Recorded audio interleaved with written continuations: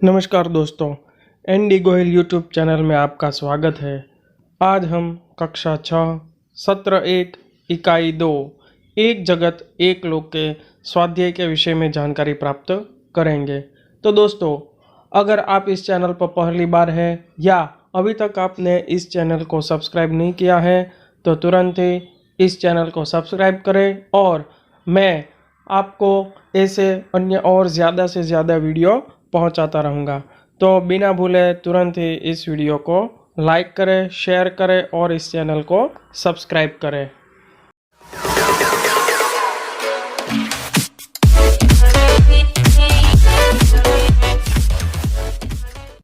तो दोस्तों, आइए अब देखते हैं स्वाध्याय के प्रश्न। तो सबसे पहले देखते हैं मुख्य प्रश्न 1। निम्नलिखित प्रश्नों के उत्तर दीजिए।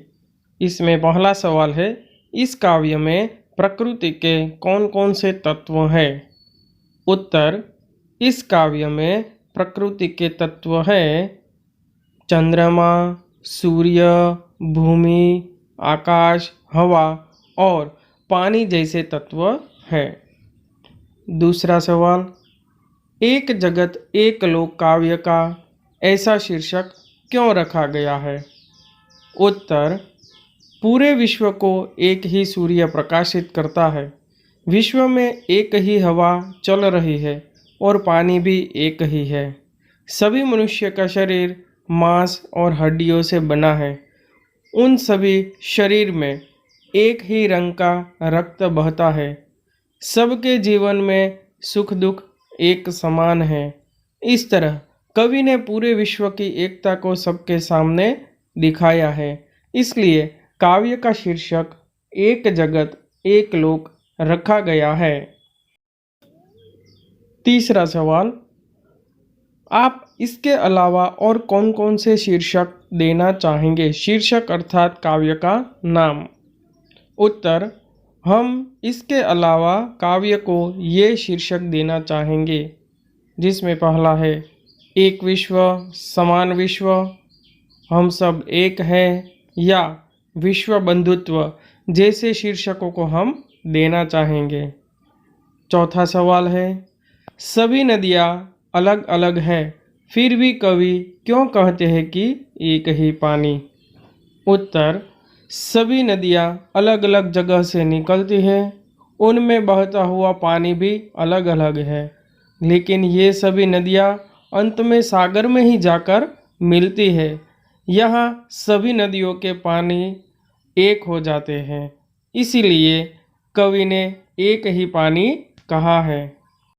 मुख्य प्रश्न 2, विलोम अर्थ वाले शब्दों के जोड़े बनाइए और उदाहरण अनुसार वाक्य में प्रयोग कीजिए। तो यहाँ हमें एक उदाहरण दिया गया है जिसमें पहला शब्द है पास और उसका विलोम अर्थात विरोधी शब्द दूर है। अभी हमें इस घेरे में से दूसरी जोड़े निकालकर लिखनी है, जिसमें सबसे पहली है जीवन, तो उसका विलोम होता है मृत्यु। शुभ तो उसका अशुभ। जड़ तो उसका चेतन। स्वामी तो उसका विरोधी दास। प्रकाश तो उसका विरोधी अंधकार। तो यहाँ हमें इन शब्दों का वाक्य में कैसे प्रयोग करना है उसका एक उदाहरण भी दिया गया है। मेरे घर के पास मीना का घर है।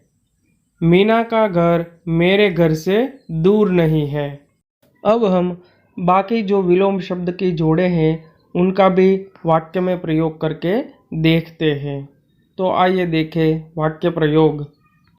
पहली जोड़ है जीवन मृत्यु। तो जीवन शब्द के ऊपर से वाक्य देखते हैं। जीवन में सुख दुख आते रहते हैं। अब मृत्यु के ऊपर से, मृत्यु के बाद सुख दुख का कोई अर्थ नहीं रहता। दूसरी जोड़ है शुभ अशुभ। तो शुभ के ऊपर से हमें अच्छे कार्य शुभ मुहूर्त में करने चाहिए। अब अशुभ पर से बिल्ली का रास्ता काटना अशुभ माना जाता है। तीसरी जोड़ है जड़, तो उसका विरोधी चेतन। तो जड़ पर से वाक्य देखते हैं। वनस्पति जड़ नहीं है। जड़ शब्द का अर्थ होता है जिसमें प्राण न हो वैसा, लेकिन वैज्ञानिकों ने यह साबित कर दिया है कि वनस्पति में भी प्राण होते हैं, चेतना होती है। उसका विरोधी शब्द चेतन। पेड़ों में भी चेतन होता है, अर्थात प्राण या जीव होते हैं। उसके बाद स्वामी, तो उसका विरोधी दास। तो सबसे पहले स्वामी के ऊपर से वाक्य देखते हैं। ईश्वर सबके स्वामी है। अब दास के ऊपर से आप किसी के दास नहीं हैं। अब अगली जोड़ है प्रकाश, तो उसका विरोधी अंधकार। तो सबसे पहले प्रकाश के ऊपर से वाक्य देखते हैं।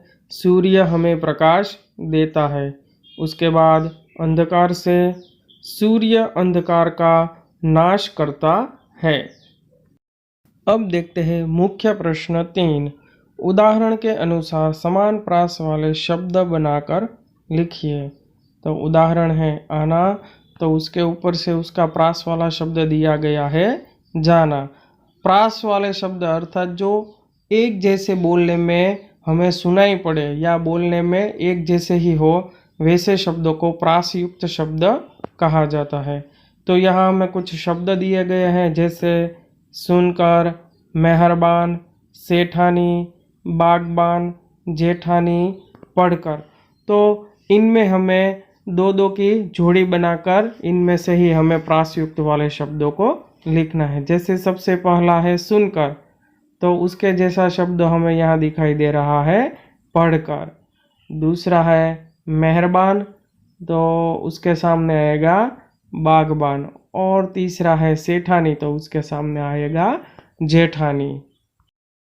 मुख्य प्रश्न 4। निम्नलिखित भाव दर्शाने वाले काव्य पंक्तियाँ लिखिए। पहला है पूरे विश्व में एक ही सूर्य का प्रकाश है, एक ही हवा चल रही है और एक ही जल है। तो इसका भाव दर्शाने वाली काव्य पंक्ति है एक तेज, एक हवा, एक ही पानी। दूसरा है समता का यह गीत पूरा विश्व हमेशा गा रहा है। तो इस भाव को दर्शाने वाली काव्य पंक्तियाँ हैं हर्ष भरे गाए हम राग सुहाने, समता और ममता के गीत तराने। मुख्य प्रश्न 5। समानार्थी शब्द ढूंढकर घेरा बनाइए और लिखिए। पुस्तक में हमें इस प्रकार का एक कोष्ठक दिया गया है, जिसमें से हमें समानार्थी शब्दों को ढूंढकर उसके ऊपर ऐसे घेरे बनाने हैं। तो उसके बाद घेरे बनाकर हमने यहाँ पर उनके समानार्थी शब्दों को लिखा है। जैसे सबसे पहला है लोक, तो उसके समानार्थी शब्द है विश्व और दुनिया। दूसरा है मान, तो उनके समानार्थी शब्द हैं सम्मान और प्रतिष्ठा। तीसरा है निशान, तो उनके समानार्थी शब्द हैं चिन्ह और संज्ञा। चौथा है हाथ, तो उसका हस्त और पानी। और पांचवा है अंबर, तो उसके समानार्थी शब्द है आकाश, गगन और आसमान। तो इस प्रकार हमें घेरे में से इन शब्दों को ढूंढकर लिखना है। मुख्य प्रश्न 6।